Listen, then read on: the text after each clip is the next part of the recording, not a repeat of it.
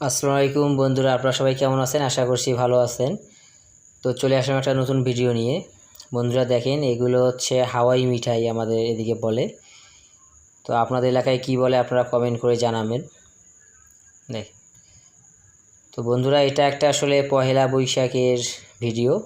যদিও আমার ভিডিওটা আপলোড করা দেরি হলো, তারপর ভাবলাম আপনাদের সাথে শেয়ার করি।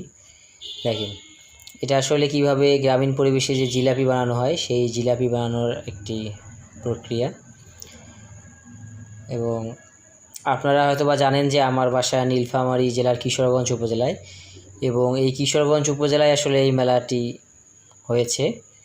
দেখেন আসলে কি পরিমাণ খাবার দাবার এই মেলায়।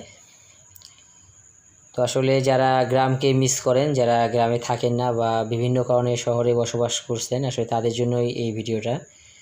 দেখেন, তো ভাবলাম যে বন্ধুরা আপনাদের সাথে শেয়ার করি, এবং আশা করব ভিডিওটা আপনারা কেটে কেটে না দেখে পুরোটাই দেখবেন, তাহলে ভালো লাগবে। এগুলো দেখেন, এগুলোকে বলে বাতাসা, ছোলা বুট, মুড়ি। আসলে সকল প্রকার যে খাবারের যে জিনিসগুলো আছে সেই জিনিসগুলো আসলে এই মেলায় পাওয়া যায়। এখানে বাচ্চাদের খেলনা থেকে শুরু করে মেয়েদের কসমেটিক্স, এই জিনিসগুলো আসলে এই মেলায় পাওয়া যায়। এবং এই মেলাটির অবস্থান কিন্তু বাংলাদেশের রংপুর বিভাগের নীলফামারী জেলার কিশোরগঞ্জ উপজেলার যে মাগুরা ইউনিয়ন আছে সেই ইউনিয়নের যে তিস্তা সেচ প্রকল্পের সেচ খালের একটা অংশে এই মেলাটা হয়ে থাকে। দেখেন, তো আসলে একটা মেলায় আসলে যা যা থাকা দরকার তার সবগুলাই এখানে আমি দেখতে পেয়েছি।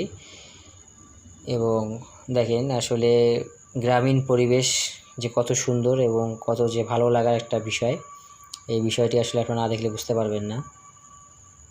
তো আশা করি সবার ভিডিওটি ভালো লাগলো। সবাই আমার পাশে থাকবেন, আমার চ্যানেলটিকে সাবস্ক্রাইব করে দিবেন, যাতে আরও সুন্দর সুন্দর ভিডিও নিয়ে আপনাদের সামনে উপস্থিত হতে পারি এবং আপনাদের নতুন কিছু উপহার দিতে পারি।